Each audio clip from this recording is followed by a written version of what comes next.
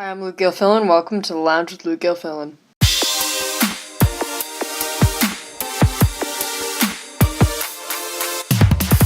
Alright, so we got a couple things to go over today. Really, the only national news we had to go over that has continued throughout the week and is like a major story has been the Ilhan Omar thing and all that. That's just continued, so we don't really need to go over that because I believe I covered it last week. We got a lot of local news today. So you may remember last week there was a walkout and all. We covered it here. This week there was a sit-in in the middle of the, in front of the auditorium, so like near the main entrance and all, like where all the, like bigger like cafeterias and the welcome center and all that are. There was a sit-in there and it blocked off one staircase, which a lot of people use when they get out of lunch. That was to protest, bigger news. Anthony Clark, who was the House candidate in 2018, and is like a teacher that's big on like racial issues and all that. He was suspended along with another teacher, Shanice Reynolds, for incidents that happened during the walkout. It has sort of been confirmed, because they're not allowed to say it, but it's sort of been confirmed that the reason that Anthony Clark, at least, was suspended was because he left a classroom of students unattended when he walked out during the February 26th walkout. And then there was another walkout on Tuesday about this same stuff, too. Sit-in was on Monday. It was about this stuff. I got some interviews from that sit-in, so if you haven't watched that episode, it should have come out before this one. That will come out, this will come out, directly after it. So go back in one video on my channel if you want to watch those interviews. It's pretty good, actually. Yeah, so I interviewed some kids at the sit-in. And that's really it. So we're just going to go into details with this article on oakpark.com, which is powered by Wall Street Journal. So it's basically just Wall Street Journal, but this is their little website and all. Another protest demonstration erupted at Oak Park in River Forest High School on March 4th, the third demonstration in roughly a week. This time, students and community members are speaking out against the reported suspension of two popular OPRF employees.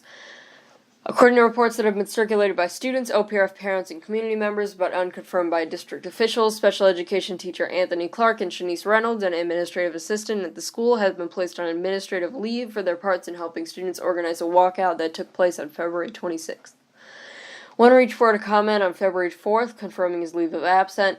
Clark simply offered up a quote by Martin Luther King. The function of education is to teach one to think intensely and to think critically, plus character. That is the goal of true education. And a statement sent, so that pretty much confirms that they can't really talk openly about it all.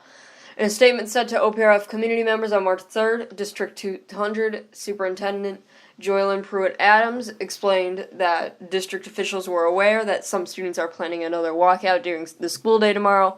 We understand that they are frustrated and angry, and we are committed to partnering with them to hear and address their concerns.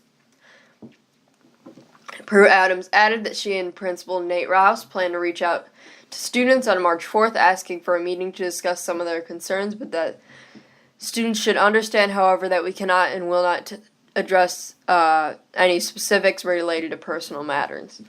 Antonine Ford, the student who was the lead organizer of the February 26th walkout, and she's probably the leader of SAFE. I'm not exactly sure who leads SAFE. I know that Grace Gunn, who was the homecoming queen, leads Black Leaders Union, and she is very big in the school and all. Said during an interview at around 8 a.m. on Monday that he and some other students were planning to stage a peaceful sit-in starting second period. As he talked, a crowd of roughly 10 community members stood shivering outside the main entrance in support of the student activists. So there were 10 people standing outside. I did not know that.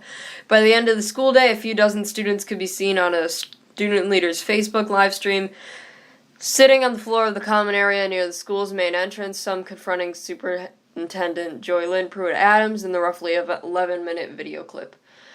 Just dear God, Joylyn Pruitt-Adams was like the number one person on racial like equality issues, especially during like 2016 and all that, and when that documentary was filmed. Like, I don't get why they're turning on her now, why they're confronting her. She's as open to like this safe stuff as any, probably like 90% of the people in the school. Mr. Clark is not just a teacher, Ford said. Mr. Clark is a mentor. He comes through for everybody. He does work outside of this building in the community for y'all. To put him on leave, that's not right. Other students said that Clark and Reynolds are the only trusted adults they believe they have at OPRF. Joylyn Moratz, a sophomore at OPRF who helped plan Monday's sit-in, said during an interview that morning that students would not move until the superintendent announced that Clark and Reynolds are reinstated effective immediately.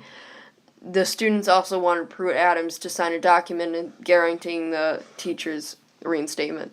If she doesn't sign this, then the sit-ins will last longer and escalate, Ford said. It's annoying that when we have good teachers, they try to get rid of them.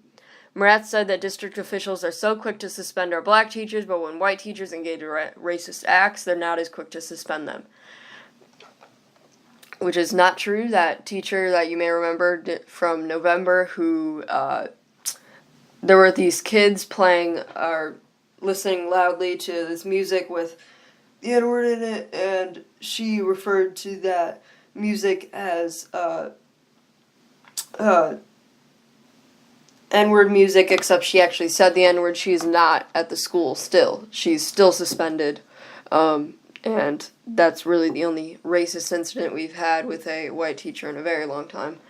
And then in response to all this, the superintendent and Nathaniel Rouse felt that the students and the walkout was like unacceptable and that they needed to quote unquote take back the school. That's what she said in a meeting involving multiple teachers. So her and Nathaniel Rouse and I'm sure a couple other people had a meeting with no one else involved, and they came up with these protocols which have nothing really to do with the walkout, but it's just their way of, like, quote-unquote, taking back the school and all. So this is what they came up with. They had this on announcement, and I was able to get a copy of it that was sent out to teachers, because I'm the greatest investigative journalist on the planet, probably. Please don't issue passes for the first 10 or last minutes of a class. Study halls are an exception to this rule if students request to go to the tutoring center, testing center, library, or makerspace. So during the 10 and last 10 minutes of class, you can't ask to go to the bathroom, you can't ask to... I mean, I'm sure there's like an exception if you're like throwing up or something. I doubt they'll ask for a pass when you've got like puke all over your shirt. If a student is granted permission to leave the room, they must be issued a pass with date, time, locations, and teacher included. This exception also applies to students whose destination is a tutoring center, testing center, library, or makerspace. Students who enter the hallway without a pass will be escorted back to their classrooms by a member of safety and support team. So if you enter the hallways without a pass with everything filled out on the pass, you will be escorted back to your classroom by a security guard. If a student is gone for more than 5 minutes with a pass to the restroom, safety and support is just security guards. Safety and support should be notified using 3125, which is a number you would type into the phone that's connected to the wall in the class. Excuse me. Which is, so they have these phones that they're plugged into the wall, and it goes through, like, the intercom and all. You can just type the number in there, and it'll call someone if a student is gone for more than 5 minutes to the restroom. No students should be allowed in our instructional spaces without constant adult supervision. I'm sorry, I was cutting off a bit of this. If the adult leaves the room, the student must also leave. Teachers who need to step out of a class during an instructional period should seek the assistance of the division head teacher in an adjacent classroom or call 3125. And this pretty much confirms that what the prevailing theory for the Anthony Clark thing was. I'm sorry, he should have been suspended. There was a email sent out to the teachers right before the protests saying explicitly not to leave their students unattended, and he went and did it anyway.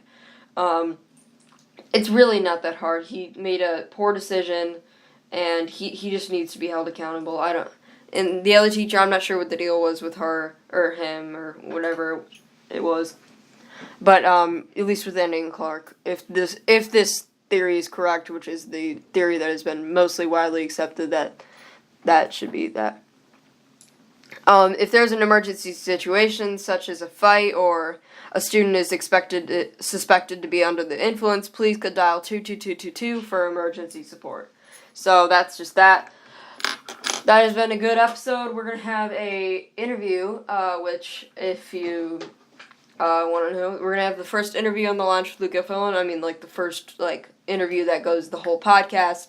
Tomorrow we'll be doing that from now on. Every Sunday we'll have a interview with someone, most likely that goes to OPRF, about OPRF stuff. I'm really just trying to, like, expand the channel and all. Plus it's, like, fun to talk to people. Our first guest is going to be Henry Madden, so keep an eye out for that. That'll be out tomorrow, pretty much probably at, like, 7 a.m. or something. Thank you for listening, and I hope you learned something.